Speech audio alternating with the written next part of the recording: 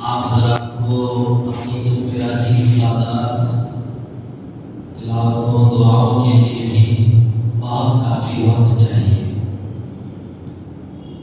اور رات میں شاید اتنی گنجائش نہیں کہ آپ حضرات خوب سیراب ہو کر اللہ تعالیٰ کی بارگاہ میں دعائیں کریں۔ حسب ضابطہ دو چار باتیں میں آپ کی خدمت میں عرض کر کے اپنی بات کو ختم کرتا ہوں۔ معزز حاضرین، قرآن مجید اللہ تعالیٰ کا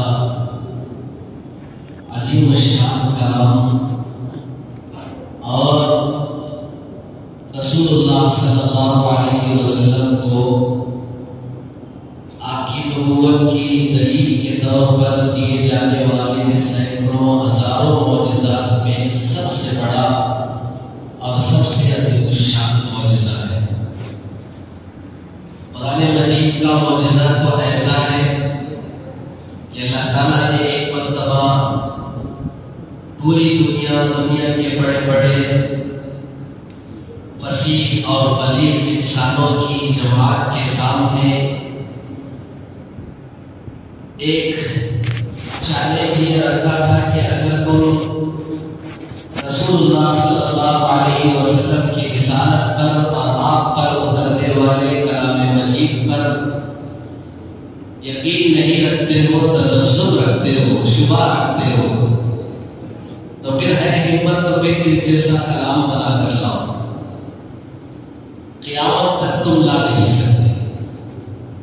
پھر آگے اس میں مزید تخلیق کی گئی اور اس چیلنج میں نرمی لائی گئی اور کہا گیا کہ اگر ممکن ہے تو 10 آیتیں ہی لاؤ، اس سے بھی عاجز آ گئے۔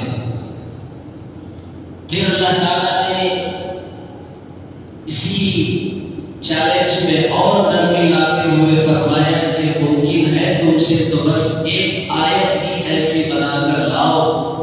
مشرکین مکہ بلکہ پوری دنیا آج تک بے بس ہے، قیامت کی صبح تک اللہ کا یہ چیلنج باقی ہے۔ کعبۃ اللہ کی دیوار پر حج کے موسم میں اس دور کا اور پورے سال کا سب سے بہترین کلام لکھ کر لٹکا دیا جاتا تھا۔ صحابہ اکرام نے رسول اللہ صلی اللہ علیہ وسلم سے عرض کیا کہ یا رسول اللہ، کعبے کی دیوار پر اس دور کے بڑے بڑے شعراء اپنا کلام لکھ کر لٹکا دیے ہیں، ٹانگ دیے ہیں، اور ان میں سے 7 کو بڑا اعزاز ملنے والا ہے، سبع معلقات جس کو کہا جاتا ہے۔ اس کے مقابلے میں ہم کیا کر سکتے ہیں؟ آقا علیہ السلام نے فرمایا کہ بتاؤ قرآن مجید کی سب سے چھوٹی سورت کون سی ہے؟ کہا گیا کہ سورۃ الکوثر ہے، جو بالکل 3 آیتوں پر مشتمل چھوٹی سی سورت ہے۔ رسول اللہ صلی اللہ علیہ وسلم نے فرمایا کہ اسی کو لکھ کر کعبے کی دیوار پر ٹانگ دو، لٹکا دو، دیکھتے ہیں کہ کون سا کلام اللہ کے اس کلام کا مقابلہ کرتا ہے۔ اس دور کے سارے فصیح اور بلیغ شعراء کی نگاہیں شرم سے جھک گئی جب انہوں نے سورۃ الکوثر کو، مختصر سی سورت کو کعبے پر دیکھ لیا۔ یہ ہے قرآن مجید۔ بزرگان محترم، رمضان کے مہینے کو قرآن مجید سے بڑا خصوصی ربط ہے، بڑا خصوصی تعلق ہے، اسی لیے اس مہینے کو شہر القرآن کہا گیا۔ ویسے بھی سال بھر میں رمضان کے علاوہ بھی پوری دنیا میں سب سے زیادہ پڑھی جانے والی کتاب قرآن مجید ہے۔ پوری دنیا میں سب سے زیادہ چھاپی جانے والی کتاب قرآن مجید ہے۔ پوری دنیا میں سب سے زیادہ خریدی جانے والی اور فروخت کی جانے والی کتاب قرآن مجید ہے۔ اور پوری دنیا میں یہ واحد کتاب ایسی ہے کہ جس کو نہ سمجھتے ہوئے بھی آدمی پڑھتا ہے اور آدمی سنتا ہے۔ اگر کوئی شخص کسی کتاب کو پڑھ رہا ہے جبکہ اس کتاب کی وہ زبان سے واقف نہیں، اس کے معانی اور مطالب سے واقف نہیں، تب بھی ایک بات یہ سمجھنے کی ہے کہ عام طور پر ایسا ہو جاتا ہے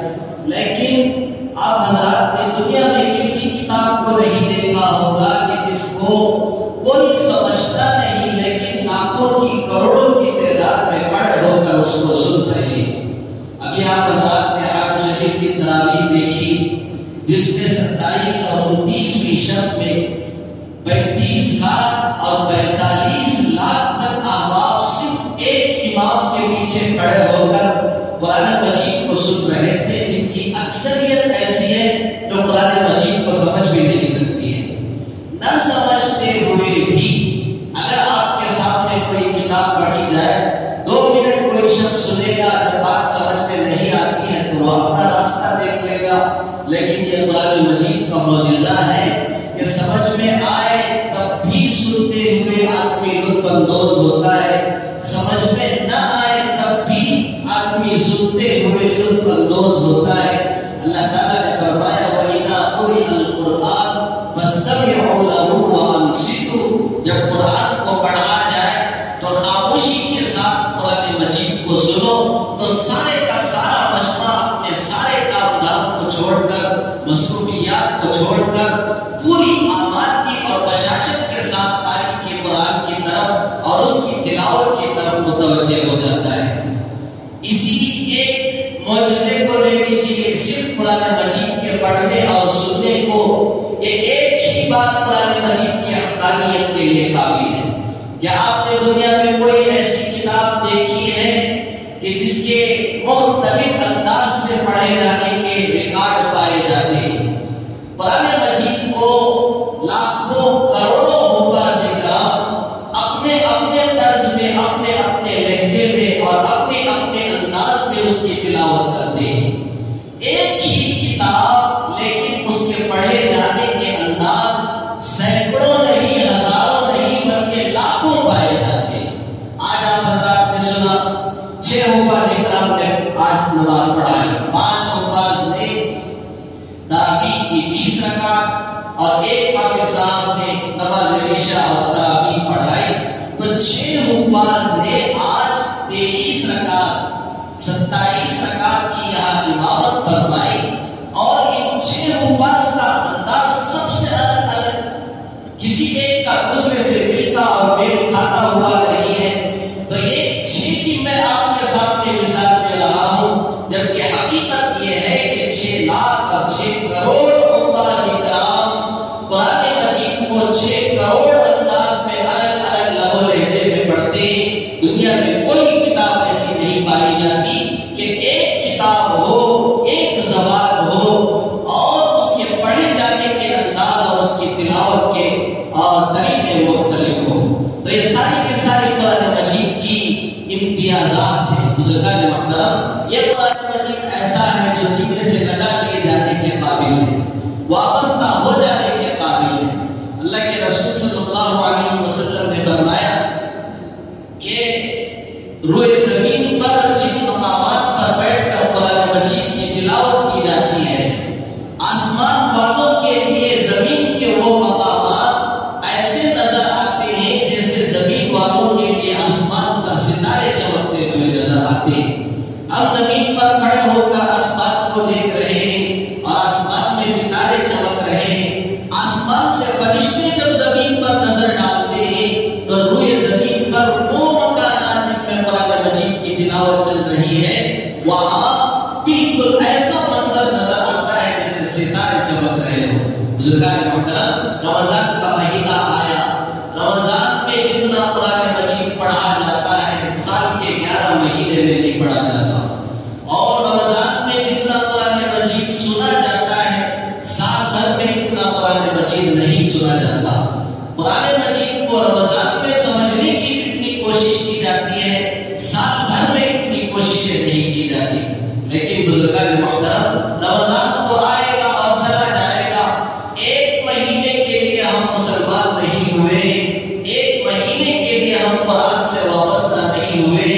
ہمارا قرآن سال بھر کا قرآن ہے، ہمارا پروردگار سال بھر کا پروردگار ہے، اور ہمیں بھی ہدایت اللہ کی طرف سے ملی ہے، ہدایت نامہ جو ملا ہے، دستور زندگی جو ملا ہے، اصول حیات جو ملا ہے، قانون زندگی جو ہمیں اللہ کی طرف سے ملا ہے، وہ سال بھر کے لیے ملا ہے۔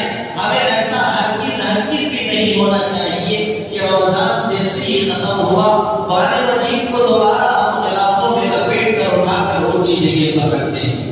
ہم احترام سے اس کو اتنا اوپر اور اتنی اونچائی پر رکھ دیتے ہیں جتنی اونچائی پر کسی کا ہاتھ تک نہیں پہنچتا۔